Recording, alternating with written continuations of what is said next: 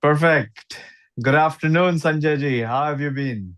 Good afternoon, Chandan. Always a pleasure to connect with you. Enjoying the wonderful monsoons in Mumbai, which is bringing all the abundance, dispelling all the notions of deficit rains for now.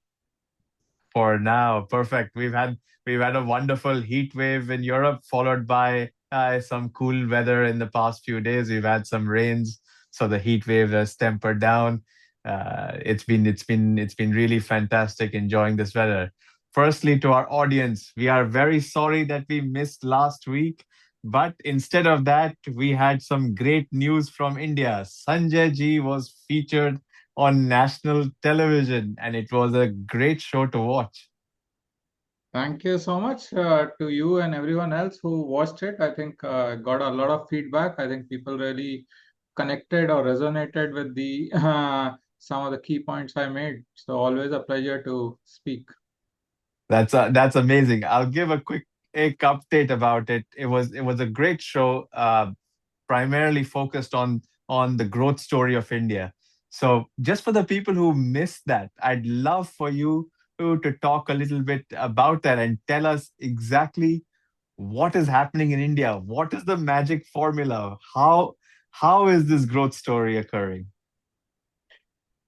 Sure. I think at the end of all success, as we realize that there's really no magic but just hard work. So I think that's what it has boiled down. And if you really look at the key ingredient, I think the growth path on which the growth trajectory on which India is, and going from here to 5 trillion, and then from 5 trillion to 25, 30 trillion by 2047. I made the point that there are four key wheels which have to really drive this growth, and they have Okay. to all work in sync. So the first wheel I talked of was the government as a enabler, both in terms of policy and the infra investments, which is what they are driving. Yeah.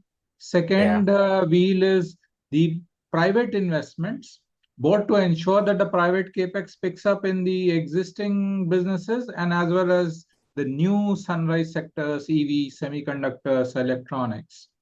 The Right. third very important critical wheel is the complete MSME vendors, suppliers, the complete ecosystem.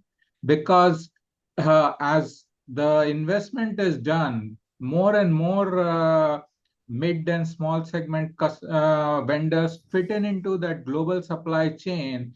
They can actually drive disproportionately because all the developed countries have grown wherever they have grown the MSME has really been, in fact, last week was also the World MSME Day. I wrote that it is the economic heartbeat of the engine. Then And the fourth most important one, everyone talks of India's demographic dividend. So, how youth and skilling really has to be that wheel. So, youth come in, whether they're working in professional organizations, they are doing business, they're doing in startups, ultimately a lot of that growth will come by their participation and they really being skilled for the brave new world because things are changing so differently. So if you look at the government, the private, the MSMEs and the youth and skilling all work in sync, I think the growth engine just takes off and we'll beat all of those targets. So thanks for reminding me about that. yeah, I mean, we're looking at unprecedented growth. The numbers that are being talked about now is we used to talk about 7, 8, 9 trillion dollars, and now we're talking about 30, 35, 40. And the great thing that has changed from a perspective looking outside into India is that we are no longer talking about India's future potential. We're talking about India's current capacity, and Absolutely. that's what's attracting foreign leaders to come and visit India. And what more or of a great visit that we had last week than the Japanese prime minister visiting India. Absolutely. And I think you have put it just rightly that Means there are so many senior leaders visiting all the time, but the fact that it was Japanese PM's her first visit to India, it was a landmark thing, and I think the relationship from both sides really got elevated. So in just under 2 days, I think over 16 outcomes defined, strategic partnership defined, 100 plus CEOs from.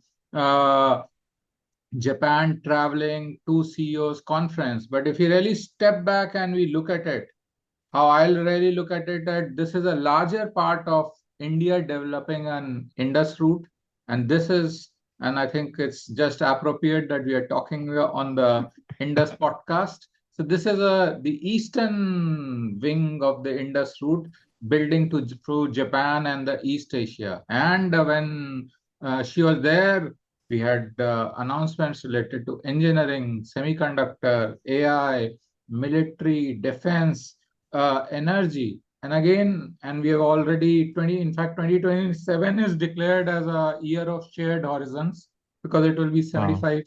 75th year of India-Japan diplomatic relationship. But again, if we step back and we really have to summarize what really went on, the fact that she called PM Modi as the big brother and the PM Modi called her as the sister. And I think it Yes, is flowing from the kind of relationship PM Modi had with erstwhile PM Abe and the kind of mentorship he gave to the absolutely. current PM. So I think it is basically, in a nutshell, it just says that it is a everlasting bond because that's what Yes. a brother sister has. I think that was the, to me, that was a much bigger message. While of course industry businesses have to work in it their way. Yeah, you talked about having a 75-year-old relationship. Actually, this relationship is much, much older than and 75 years old. The Japanese, I believe it was the foreign minister who said that the India-Japan relationship is one of the most important pillars and the most important relationships of this world. Just as a nuance, I think almost 60 to 70% of Japanese gods find Yes. their and deities find their origin in India. As well as that, if you travel to Japan, which I have you will see so many temples, which will remind you of Indian spirituality as well over there. So this relationship transcends time, and in its modern form is bearing lots of fruits. The biggest fruit that I can think about is the Indian rupee and yen settlements. I heard that there was some big news about this.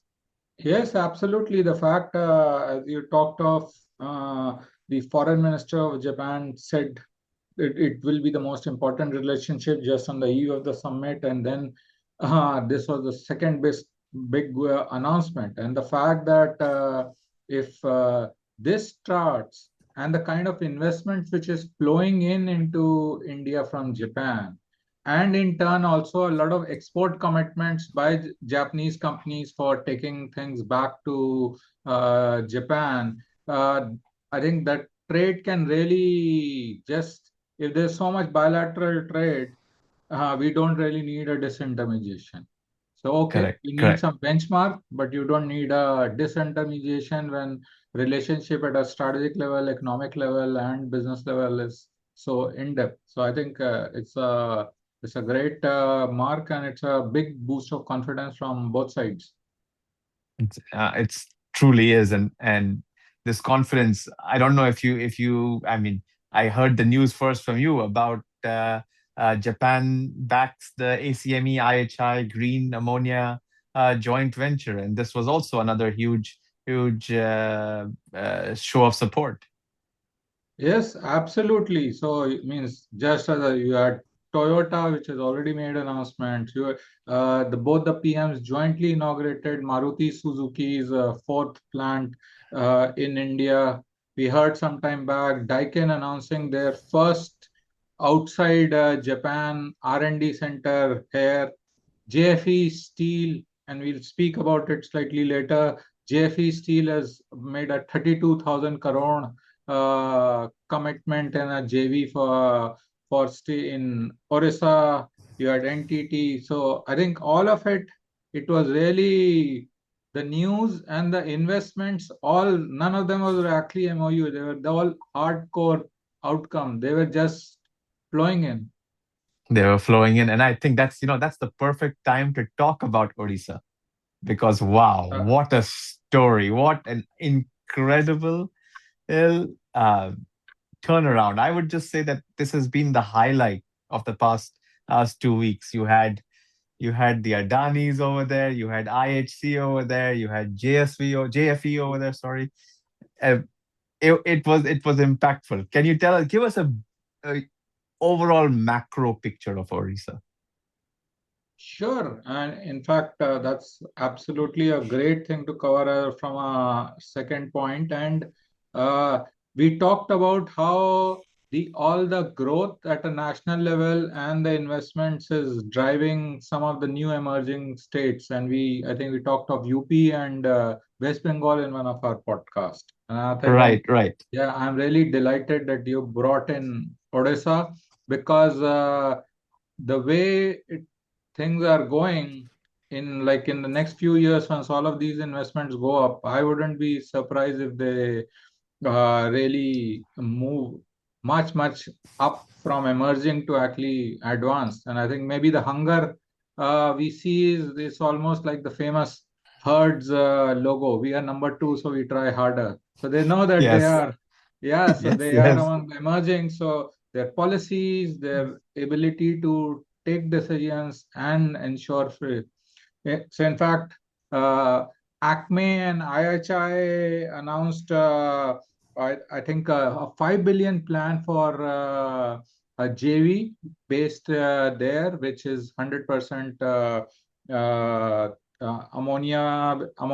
green ammonia, and which is Wow. and 100% will be exported. So the good thing is not just an investment which is coming in, Yeah, but also the fact that the end customer is also defined. So you are not wasting any time in customer market discovery. On day one, you right, already have a captive market. And this will right. be a great win-win because India has the scale, Japanese folks have the technology. So it also Hmm. helps both produce the green ammonia, move up the green energy supply chain, and also let Japan do that.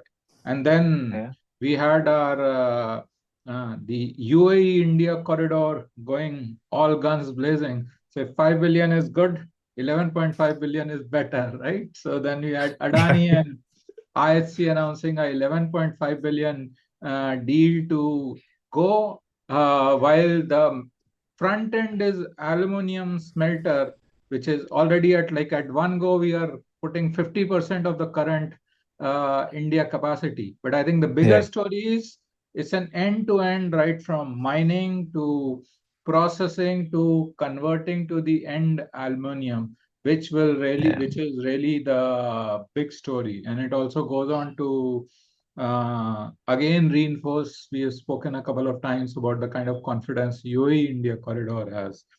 right. And then, of course, then we had the JFE JV with JSW Steel, which actually announced again, I think, a 32,000 crore investment.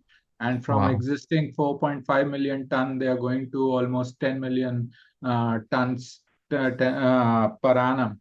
So all of these are significant, and this will bring so much of the point which you made. This will bring economic growth, GDP is fine, but it will bring so much abundance in terms of employment, in terms of disposable income, in terms of the flow of the growth into the various services being consumed by Right. everyone. So that would really be the key factors to look at. And automatically this helps in both rural and urban development. It helps with healthcare, education.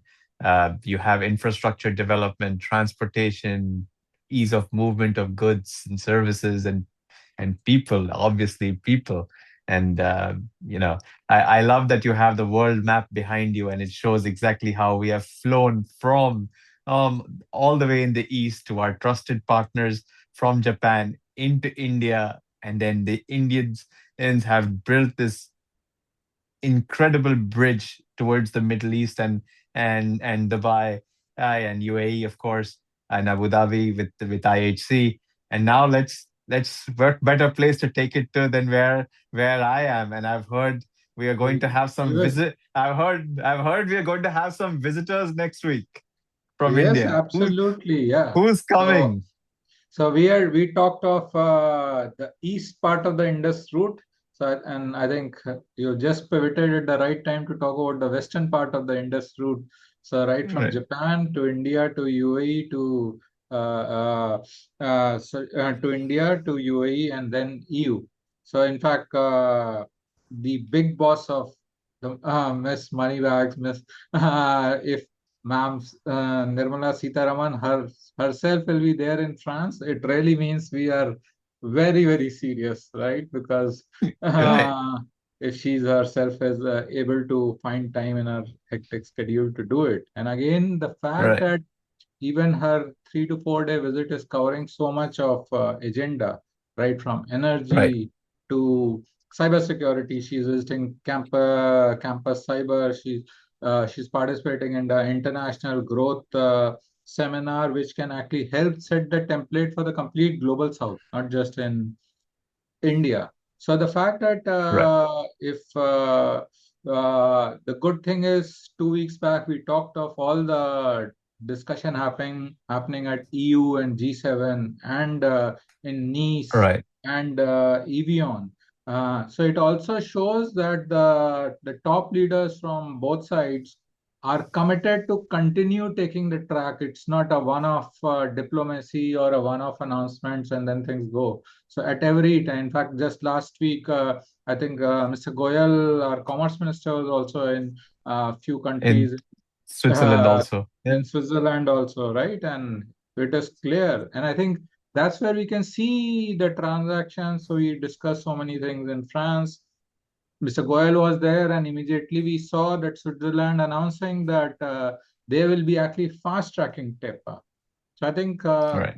both EU and India, what we are saying is we're not just waiting for announcement, we are signing, and then we are signing. This signing is good, but not fast enough. So now let's Yeah. accelerate, right? So I think between it's a good problem to have between EFTA and EU and UK. Someone is going in July, the other one is making announcements before year of the end. The third one is Right. making announcement. Let's go fast track. So it will be great to know how this is being viewed in Poland and EU. Would love to hear that. You covered the crux of the issue. You have covered it. There's engagement on all levels. There's engagement at the embassy levels. There's engagement business to business. We've talked about that. But the most important thing is to realize that nobody is waiting for anybody. Where it's full steam ahead. We're going to do the deals. You either lead, follow, or get out of the way. It's as simple as that. It's Right. the mindset towards trade and collaboration with India is completely different now. In the past, it used to be, oh, we are waiting for bureaucracy. Then once the bureaucracy he figures it out, then we are waiting for the local trade bodies to figure things out. That's all changed. It's I can give you a simple example that, in fact, you covered in one of your posts on X. We talked about things which are really important to us, which is energy security and energy diversification. And you can see that even at the country level, like instead of talking about the EU level, like for example, France and India are collaborating so heavily on nuclear fusion. Um, Yes. I and they are no longer waiting for the FTAs to fall into place. Like Switzerland has a special relationship with the EU, it must adhere to some contingencies of the FTA that is being signed with India. So let's fast track our agreement in with India before or the real agreement comes in. So engagement at all levels and engagement in very specific topics like nuclear fusion. Absolutely. And in fact, nuclear fusion, AI. So means I think one of the posts I'd written and I really liked it is Japan, India, and France are together collaborating for AI, right? Unbelievable, So you unbelievable. have Mistral AI already there, you have Servam AI. Here you have Japan, which is best in class on some of the cutting edge technologies. And when these three come in, I mean, this is as perfect of the Indus route as it can be, right? From Japan to India to Yeah. EU. So I think we have just chosen just the right title and the right time. Yeah, well done, well done. It was a good Uh, it was a good choice of name. And I don't know if our viewers know, but we were lost for the first, I think, 4 or 5 episodes. We didn't have a name, and we said, okay, we'll start doing these episodes and we'll come up with a name later. And it is the perfect Indus route because you are flowing ideas, capital, and commerce and culture all across Absolutely. all across this Indus route. It's just a good thing to see such momentum and positive such positivity being created all across the board instead of worrying about tragedies and wars that affected us in the past. Everybody wants to move forward with trade and commerce, and it's just leading to all kinds of growth everywhere. Absolutely. I mean, so I often quote to a lot of my friends and business associates, your favorite one, that momentum is priceless, right? You have Yeah, momentum and motion, just don't let it go. All steams, full steam ahead. yeah. Momentum is priceless, but the second part of the quote is very important. Protect it at all cost. Cost. Yeah, Yeah, protect absolutely. it, protect it at all costs because uh, you once you lose it, it takes an entire generation uh, to to bring it back, and it's fantastic to see that not only is it being protected, but it's also being and nourished in the right way, I would say. It's lots of people have lots of concerns when they see a fast growth, but you're seeing actual sustainable growth. You're seeing a focus on recycling, a focus on making sure that at whatever is being done doesn't affect future generations, whether it is in Europe, whether it is in India, of course, the Japanese are very famous on protecting their natural habitat as well. So let's talk a bit more about this recycling. Yeah, sure. Yeah, I think recycling also it has been one of the big themes which we have been seeing, and in fact, if I there's so much discussion happening about EVs, EV batteries. We covered, in fact, some other things how India is building the critical minerals processing and even battery processing, but let's just pick one of them this week. And this week, one of the things which I would really love to pick is shipbuilding and ship recycling. Oh my Right. God, why not? Yeah, Yes, and amazing. yeah, and it is a perfect example of recycling, reuse, and moving up the value chain on green energy. So, Right, two things which really caught my eye. One was the latest UNCTAD report came in, and India was the world's number one recycler for ships at 35.4% of my global God. market share. Yeah. Wow, So that's again, wow. we say, yeah, this is good. And in 2 days later, we are hearing the our shipping minister saying, yeah, that's good. 35% is good. Now let's go for something else. And he has said, I am putting 25,000 crores, close to a $3 billion bet, and we have to go from Right, 35.54% to 50% market share. right, So that goes, absolutely. yeah, so the fact that we are talking along has long been almost seen as just something which just unravels old shapes, just does the scrap processing. But I think that complete Hmm. mindset change, that you are actually there already, your plans for 2x of the capacity at any time. You will move from 500, 600 ships processing to about 1,000, 1,200 ships. You are going to process almost 12,000 ships in under 5 years. And a great EU connection that Europe, as you talked of, is very particular about the recycling and the reuse norms. So Right. 100% of this is being done with the as per the EU norms and the new Hong Kong Convention, the HKC, which exists. So it's Wow. not just being done. You are scaling the responsible and the environment friendly thing. So Right. you take reuse, which is the existing resources, you follow a responsible mechanism to unravel, reuse, and then what the complete process is on a sustainable basis. So that's just one example which came to my mind as you're talking about recycling.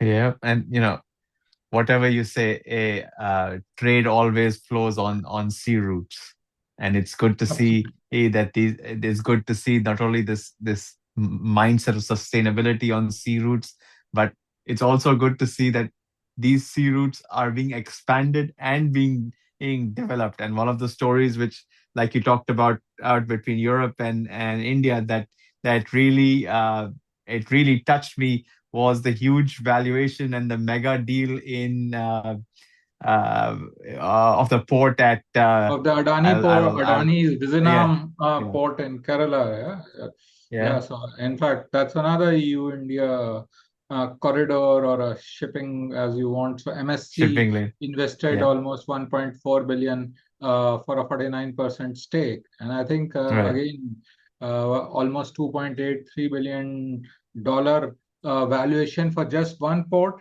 is right, fantastic. But right. again, as it goes back, it's fantastic, but there are much more bigger things. One is it's the fastest growing. So it almost went from zero to almost 2.5, 2.7 million capacity in under 3 years. And it wants to go Wow, again grow to another 50, 60%, almost double that capacity. And the wow, fact that you are suddenly on the shipping line. So we were talking about the the Indus route, and if MSC, the world's number one, is actually going to plug you in, they are not interested in a financial investment, right? It's a right, strategic right, investment. So right, you are on the east side, and you bring this connectivity. It can completely transforms India's positioning and even the transshipment. So I think correct. uh, it's a opening shot, it's a preliminary shot, but it's a warning shot that Singapore, we are coming for our market share. Well, no, Singapore has always been great partners with India, and they will always Yes, continue to be yeah, great partners. And there's one actual very good thing is in Singapore as well as in India, and especially with this port deal, we're talking about next generation infrastructure. And absolutely. we always get a lot of fear that AI will take our jobs and AI will take our jobs. But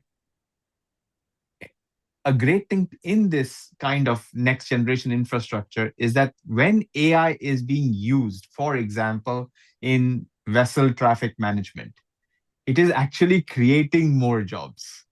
There are lots more people because the capacity is increasing so significantly that you need a lot more people, one, to create those new infrastructures, that new AI behind it, as well as to manage that AI. So yes, the jobs might change slightly, The nature but of they are jobs may change. slightly, but they are still there. And in fact, much more people are being hired thanks to this. And Singapore has been in very much on the cutting edge of things. And now with this deal with MSC, we'll see this in India too. So I'd like to Uh, say to people, please do not fear AI. You'll get more Yes, jobs thanks to AI, this AI technology. is your friend, right? It's almost like fear of the unknown. If you think something, you get into it. And I think you made a great point because if you look at the combination of physical AI and technology, it has been the enabler. So if you just talk even of the ports, the fact that whether it's Adani Port or the government-owned JNPT or now this the latest Vizinem, the fact that they're using AI and technology, it has actually led to benefits. So then the average turnaround time is now under 24 hours for ships. And if that happens, then that naturally means the volume goes up. And if the volume Right. goes up, if more containers are moving, you need truckers, right? You need people who are transporting it. You are looking for transshipment people who are actually supplying the goods. So Right. all of that actual the velocity leads to growth. So, in fact, I would say the more AI happens, the greater will be the need for people and the business, right? Because you Very build a true. capacity, you build a technology. Uh, every every single hour or minutes of cycle time you cut down, you will add multiple X jobs. Very, very, very, very true. And this just brings us to where we started the podcast in the first place, the enabling of creating this growth and creating better life for people. So I hope that our little podcast does the same thing, that it enables people Absolutely. to get the right positive information out there. Absolutely. And I think if all of it, if we really bring it down, is if with all this investments, with the strategic partnerships, with the FTAs, whether all of that is really leading to growth and abundance and jobs, as we always speak on. And if you see in conclusion, if you see the kind of numbers which India has been seeing in the past quarter, in the last 60 days, I think maybe if someone takes out the context, uh, which is making it fantastic. Many you may not realize this has happened despite the Hormuz and the West Asia crisis, right? Because Correct. Correct. uh, at one end you hear all the stories, and I think India managed the complete energy crisis and supply chain very admirably. But the second Yes. thing is, it's not like the numbers are stable. The numbers are actually on a tearing growth, right? So we Right. saw, just last week, we saw the GDP growth being upgraded by series of folks saying, okay, oh, sorry, I think we had in between downgraded a bit. Let's take it up. Yeah, so I think people are waiting on Excel to see, but the reality is happening as the businesses are happening. We saw, I think yesterday, Mr. Goyal talked of that he's setting an extremely ambitious thing that 863 million of merchandise plus services was good, but we already goods are growing at 15%. So he's given two mission 1 trillion. I think the Yeah. round figure treated as a mission, in my mind, it always becomes a call out to action. So one is given a $1 trillion uh, call out that in this financial year we should export. And the other more ambitious 1 trillion is that by 2030-31 we should have $1 trillion of goods only export. And that's like almost a 3x jump. So the fact that Right. you're growing is good, but the J curve is just taking off. I think it's a big story. Yeah, it's exactly like a hockey stick. And these numbers are great on a piece of paper. They're great when you read them in the newspaper. But the translation is actually the confidence that you're giving to the normal person about the future, about his present reality. You're showing him that there is confidence in the current market to get up out of bed, to go out, to perform, for entrepreneurs to find deals, for investors to invest in startups, for people to go to their jobs, give the best that they have. It's all about the confidence building measure that yes, we're talking about 1 trillion. It's a call to action at on a layman's ends at the core. It is all about giving that confidence to the person to say, hey, I am in the right place at the right time. So, I mean, Absolutely. So I think just in one line, as we often speak and discuss, all this is good, but the best is yet to come. the best is absolutely yet to come. I think that's a great place for us to conclude this week's podcast. And I think we'll be doing one soon just to cover up on all the amazing news that we've been having. Once again, it was great talking to you, sir. Always a pleasure, Chandan, and look forward to hearing from feedback, good, bad, ugly, some brickbats, areas for improvement from all our viewers and audience. We love to talk about what we think is happening in a positive manner, but would love to hear what else they want to hear from us. Absolutely. Ciao for now. See you. Jai Hind. Jai Hind, sir.